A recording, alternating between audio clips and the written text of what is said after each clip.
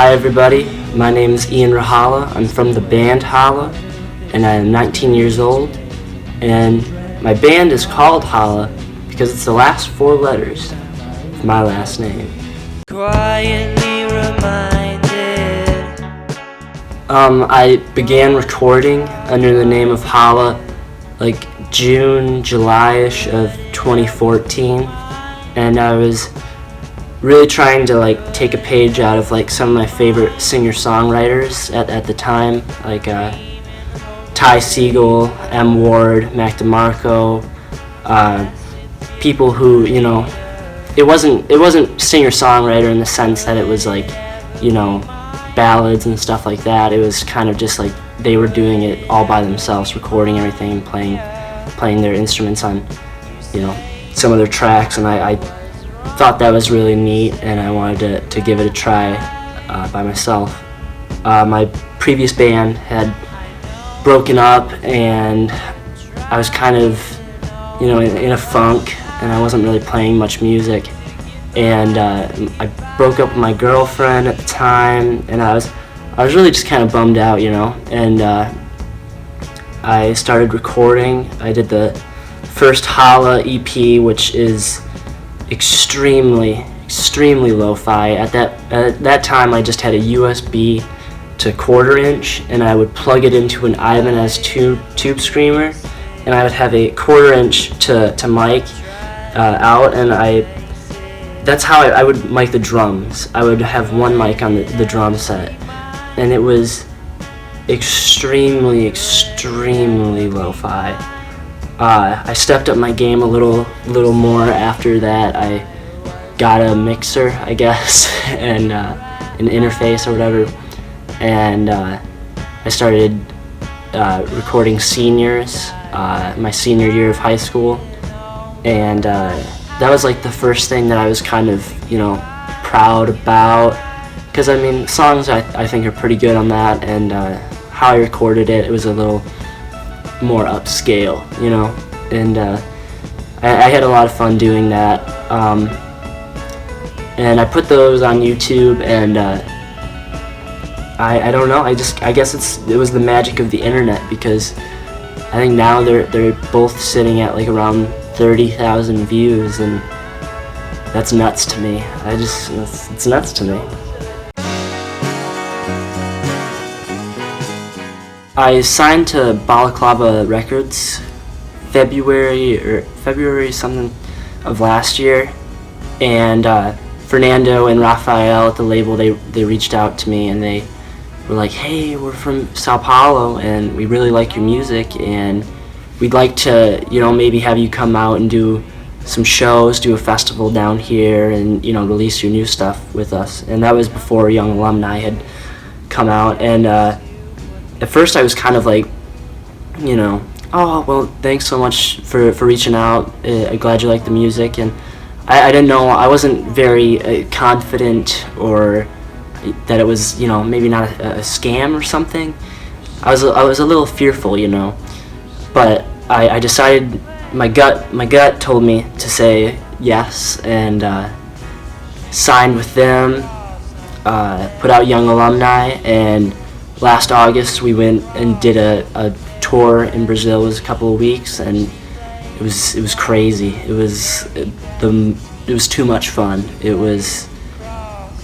The shows were great. The label, they were really nice to us and made sure that we had enough food and definitely enough drinks.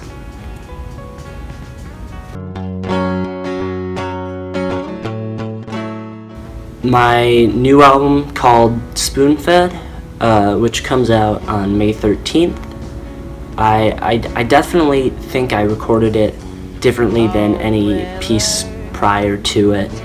The day after we got back from the Brazilian tour was my first day pretty much of college, so I was feeling all of these emotions, and I was like, "Mom, I just want to rock and roll," and I was kind of rebellious, and I wrote 60, 70 songs, and something ridiculous in that amount of that semester chunk, and some of them ended up on Spoon-Fed. Some of them ended up on Beach Boys, which I released while I was still in school, and some were really bad. Some were terrible, but after going to Central Michigan University up in Mount Pleasant for a semester, I decided to take a little time off of school and you know, kind of just focus on rock and roll. And I decided to move into this attic in Detroit at this house that all my bandmates were renting out, and it was January, and I brought up all my recording gear and a bed, and I pretty much for a month just sat there and hammered out Spoon-Fed, and it was so very cold up in that attic because the house is like 102 years old or something, and I had to like wear a coat when I would do drum tracks, but it was still really fun, and it still, you know, definitely was homemade, had the DIY feeling, but I like to think that you can hear the coldness in the record because it was bitter.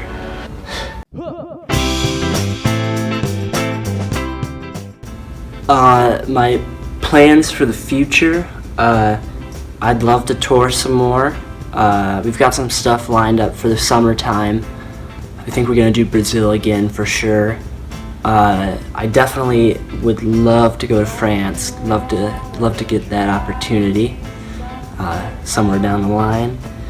I think one day I'll get married, probably, and I hope I can die rich.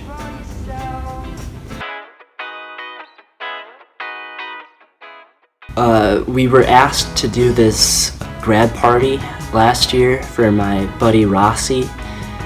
He's like this fashion dude, and he's like really into like Raf Simons, and he works for Revive, and he's like dressed to the nines all the time. He looks really good.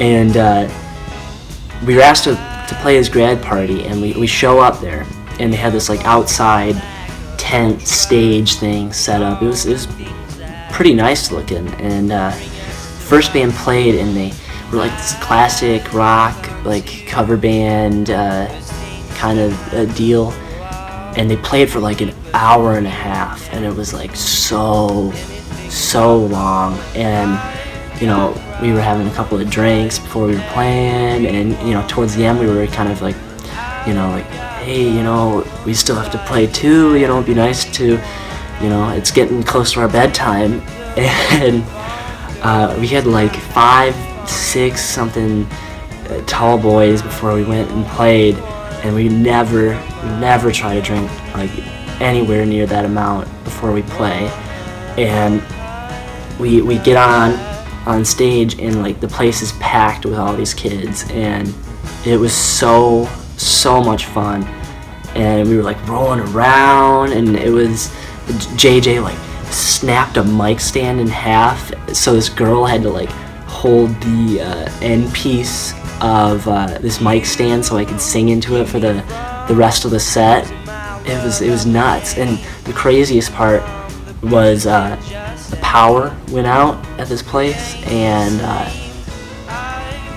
we were in the middle of the song Adult Braces, and I remember like the power went out, and everybody was like, oh my god, what's going on, you know, they were all like freaking out, and then the switch went on, and all the lights came back on, and I was like 1, 2, 3, 4, and we had this just like magical moment where we like synced up perfectly and like just went right back into the song, and it was like pretty weird how like magical it felt to me.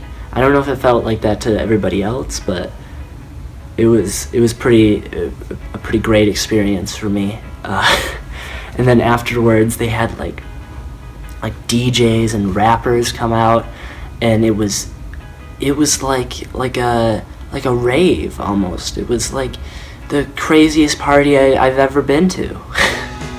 Singing like Smokey Robinson, man. I would say right now I've got a bunch of guilty pleasures when it comes to music, but I really love, like, have a deep love for the song "Big Yellow Taxi" by Joni Mitchell. I mean, Joni Mitchell's so awesome. She like smokes cigarettes like 24/7, and she plays like all these weird instruments. Oh God. They paved paradise, put up a parking lot. With a pink hotel, boutique, and a swinging hot spot. And at the end, when she does the laugh, it's really creepy. It's really creepy, and I love it. I wanna mess with the system, I wanna wear. I'm really bad with jokes, but I'd like to tell this one for my Uncle Brett.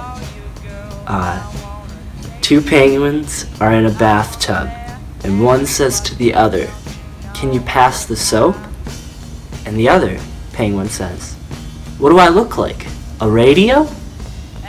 Pretty stupid, but it makes them laugh, so I must be not getting it.